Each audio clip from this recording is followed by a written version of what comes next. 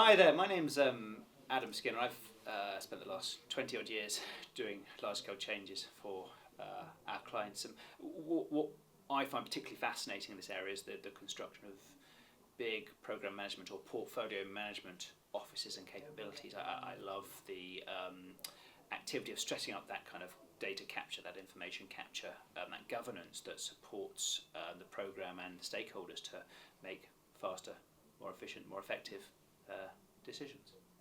Hi, I'm Connor. I'm one of the delivery leads here, and what gets me really excited is getting on the ground with our clients, making sure that we embed change in a meaningful, sustainable and long-lasting way, and kind of rolling my sleeves up and making sure that our clients have got the tools, they've got everything they need to keep going and make sure that impact is long run.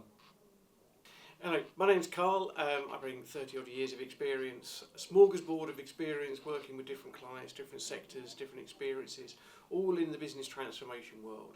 And where I really focus on is helping clients achieve value from the change they're driving for.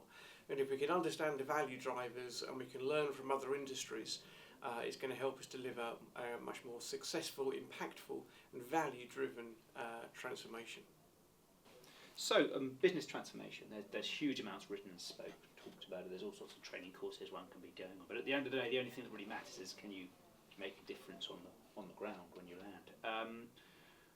What's your kind of golden rule? What's the first thing you try and look for, try and see when you're trying to drive that business transformation? Yeah, for me it's about the change, and if the client understands actually what change they want, what the impact of that change is going to be, and if they're ready and their team and their organisation is ready to be able to deliver that change in a way that's going to make it sustainable, that for me is definitely kind of the immediate focus.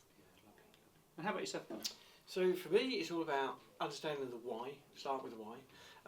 But why we're changing, what are they trying to achieve, where's the value? But at the heart of it, it's all about people.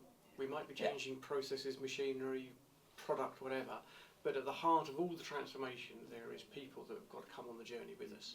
So if we understand the change management piece and the personal impacts of what business transformation means, whether you're the chief exec or people working lower ranks within the business, it doesn't matter. Change is going to affect them. So if there's a transformation journey to come on, then we need to focus on the people and understand what that transition is going to look like for them. And then we put the governance and control around that to make that happen. I'm going to sound very, very boring. The place I tend to start is actually with the data. And what can we actually tell about this change? What do we know, and how truthful is it? Which I think is always a fascinating one. And if you can get a kind of good baseline set of data understanding of what's going on, you can work out where you need to go and and how you need to create that reporting cycle that keeps you honest and tracking. So I'm a big fan of seeing what's in the system and seeing how trustworthy Absolutely. it is. The data then can help drive the value statement. So what's the value metric you're going to use? And the metrics all come from the data. And if it's just a nebulous, I want to make something better or faster or cheaper or whatever, what's your base point? So how can you then measure the value that you're going to achieve? So data is absolutely at the heart. Not more important than people, but it is at the heart of what we're doing. It's a key enabler for the people changes, absolutely. Yeah, and it helps us understand that impact long run as well. If we continue to track over time, we get to understand that kind of benefits and how we're realising those in the client as well. Absolutely. So it's really interesting times at the moment in the world of change and transformation, with talks around kind of AI and data and where the future's going. What's getting you most excited about the future of transformation management?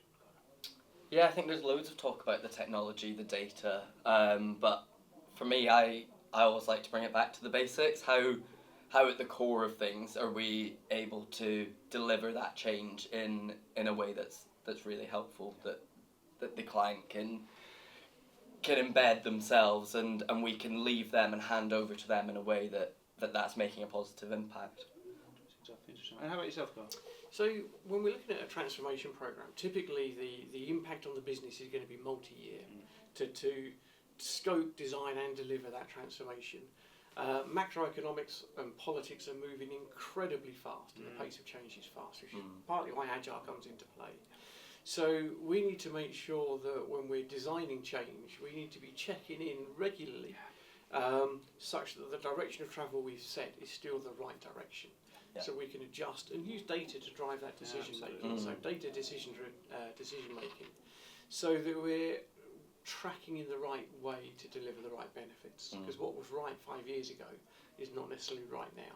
Yes, so we need that forward forecasting. Absolutely, and that ability to change direction. I'm glad you said the agile word, actually, because I do find agile, I think, is a fascinating tool. It's very well established, as I'm sure you know, the sort of the change, the people change and the technological change space. I'm finding it interesting how it's starting to creep into what I think of as the hard asset change, the building environment, and looking at ways to take the best things around agile, which is that kind of fail forward, that very quick process of trying to get prototypes and the like in front of clients so you can adjust.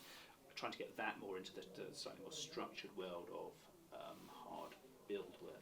And I think it's really is absolutely critical, because as you point out, you know, the idea that you could start a project that's going to last 5 years and expect the world to be the same at the end of that 5 year period is just crazy. And that goes from technology to build to pretty much anything you're trying to do change. Absolutely.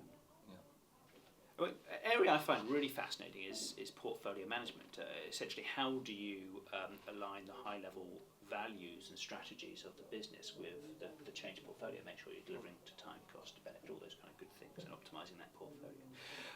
But a question that continually comes up when I'm talking to a portfolio specialist at the moment is just the pace of change is getting faster and faster and faster. So has that portfolio activity, have that annual design, that portfolio structure, is that just irrelevant in a world that's moving faster and faster and faster? So I'd argue we still need it. Whether it's an annual review or we need better agility, we need the PMO, the Portfolio Management Office, to be responsive to changes coming down from the leadership, because the strategy will evolve quite quickly. It's rare to have the 5 year business plan now. The modern business horizon is about 180 days. So can we be responsive to that in the portfolio office? And where we've then got the collection of projects sitting within that, projects, programs, whatever, are they delivering value? Are they delivering the right things? So we need the data to back those things up. So the challenge at the project level is, are we gathering and using, because we must use the data, are we gathering and using the right data to make sure we're still heading in the right direction, and have the bravery to shut down projects, even if they started, if they're not going to deliver the right value. Yeah, and for me, it's that bit about the delivery on the ground. How do we make this happen, really? Yeah. And what's gonna be lasting, what's gonna be impactful, and as you said, how to know when to stop, and how to communicate that, really importantly, to the right people and the right audiences, and have that buy-in. Yeah, I buy that. I mean, I always bring it back to whether it's project management, program management, portfolio management office. It's about understanding what service you're trying to deliver with that function, where you're getting the data from, what's the rate you're moving forward at. If you can get that down and agree with the stakeholders and people are sitting there saying there's value in there, you're moving forward. Yeah. Thanks for that, guys. That's been really interesting. Yeah, thank you. Thank you very much.